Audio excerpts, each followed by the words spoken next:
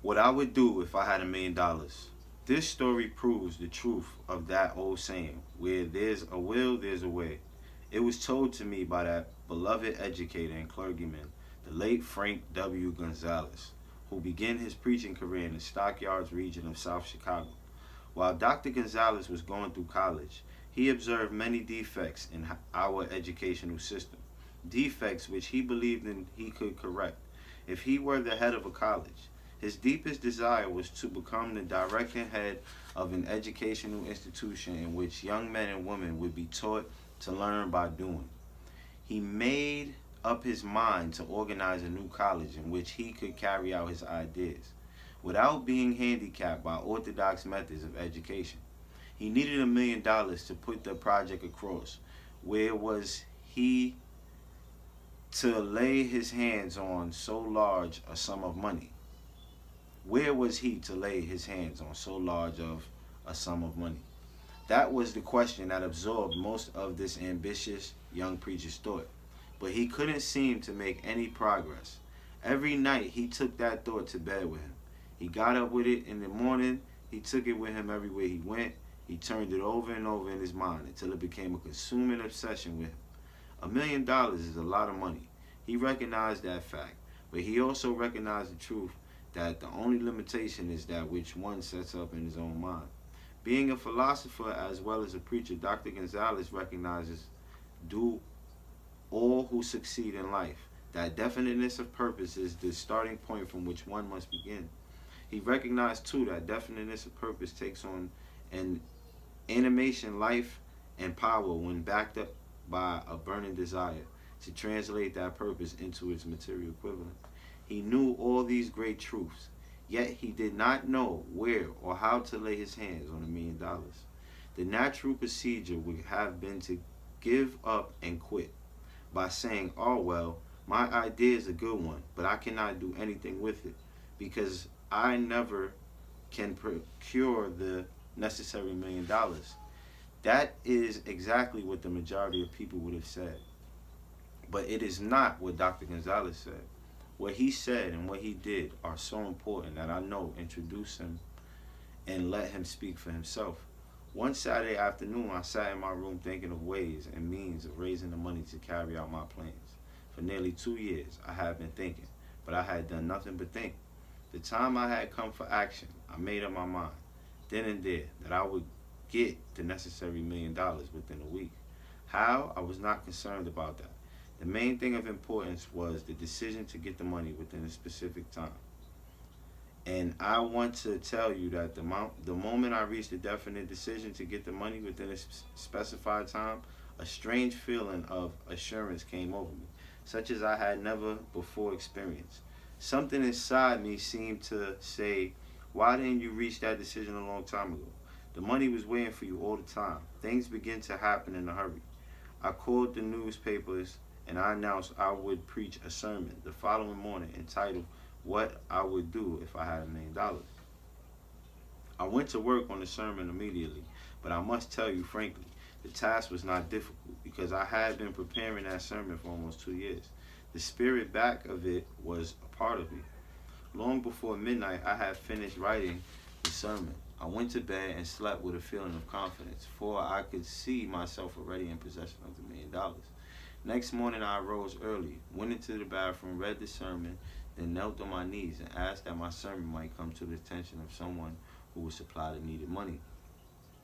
While I was praying, I again had that feeling of assurance that the money would be forthcoming. In my excitement, I walked out without my sermon and did not discover the oversight until I was in my pulpit and about ready to begin delivering it. It was too late to go back for my notes, and what a blessing that I couldn't go back. Instead, my own subconscious mind yielded the material I needed. When I arose to begin my sermon, I closed my eyes and spoke with all my heart and soul of my dreams. I not only talked to my audience, but I talked also to God. I talked what I would do with $1,000,000 if that amount were placed in my hands. I described the plan I had in mind for organizing a great educational institution where young people would learn to do practical things and at the same time develop their minds. When I had finished and sat down, a man slowly arose from his seat, about 3 rows from the rear, and made his way toward the pulpit. I wondered what he was going to do. He came into the pulpit, extended his hand, and said, "Reverend, I liked your sermon. I believed you can do everything you said you would do if you had $1 million. To prove that, I believe in you and your sermon. If you will come to my office tomorrow morning, I will give you the $1 million. My name is Philip D. Armour." Young Gonzalez went to Mr. Armour's office and the $1 million was presented to him. With the money, he founded the Armour Institute of Technology. That is more money than the majority of preachers ever see in an entire lifetime. Yet the thought impulse back of the money was created in the young preacher's mind in a fraction of a minute. The necessary $1 million came as a result of an idea. Back of the idea was a desire which young Gonzalez had been nursing in his mind for almost 2 years. Observe this important fact. He got the money within 36 hours after he reached a definite decision in his own mind to get it and decided upon a definite plan for getting it. There was nothing new or unique about young Gonzalez's vague thinking about $1 million and weakly hoping for it. Others before him and many since his time have had similar thoughts, but there was something very unique and different about the decision he reached on that memorable Saturday. When he put vagueness into the background and definitely said, "I will get that money within a week," God seems to throw himself on the side of the man who knows exactly what he wants, if he is determined to get just that. Moreover, the principle through which Dr. Gonzalez got his $1 million is still alive. It is available to you. This universal law is as workable today as it was when the young preacher made use of it so successfully. This book describes step by step the 13 elements of the great law and suggests how they may be put to use. Observe that Asa Candler and Dr. Frank Gonzalez had one characteristic in common. Both knew the astounding truth that ideas can be transmuted into cash through the power of definiteness of purpose plus definite plans. If you are one of those who believe that hard work and honesty alone will bring riches, perish the thought. It is not true. Riches, when they come in huge quantities, they are the result of hard work. Riches come, if they come at all, in response to definite demands, based upon the application of definite principles and not by chance or luck. Generally speaking, an idea is an impulse of thought that imposes action by an appeal to the imagination. All master salesmen know that ideas can be sold where merchandise cannot. Ordinary salesmen do not know this. That is why they are ordinary. A publisher of books which sell for a nickel made a discovery that should be much to publishers. Generally, he learned that many people buy titles and not contents of books. By merely changing the name of one book that was not moving, his sales on that book jumped upward more than 1 million copies. The inside of the book was not changed in any way. He merely ripped off the cover bearing the title that did not sell and put on a new cover with a title that had box office value. That, as simple as it may seem, was an idea. It was imagination. There is no standard price on ideas. The creator of ideas makes his own price. And if he is smart, gets it. The moving picture industry created a whole flock of millionaires. Most of them were men who couldn't create ideas, but they had the imagination to recognize ideas when they saw them. The next flock of millionaires will grow out of the radio business, which is new and not overburdened with men of keen imagination.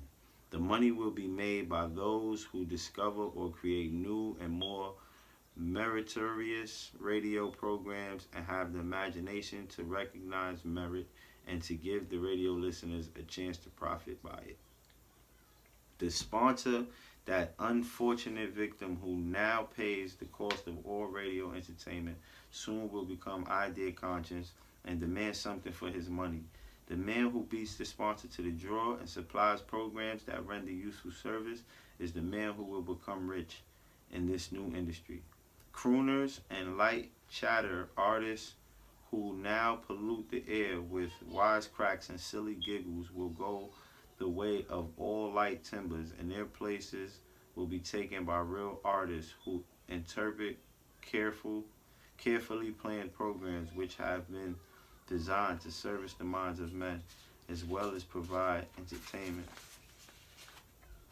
Here is a wide open field of opportunity screaming its protest at the way it is being butchered because of lack of imagination and begging for rescue at any price. Above all, the thing that radio needs is new ideas. If this new field of opportunity intrigues you, perhaps you might profit by the suggestion that the successful radio programs of the future will give more attention to creating buyer audiences and less attention to listener audiences. Stated more plainly, the builder of radio programs who succeed in the future must find practical ways to convert listeners into buyers. Moreover, the successful producer of radio programs in the future must key his features so that he can definitely show its effect upon the audience.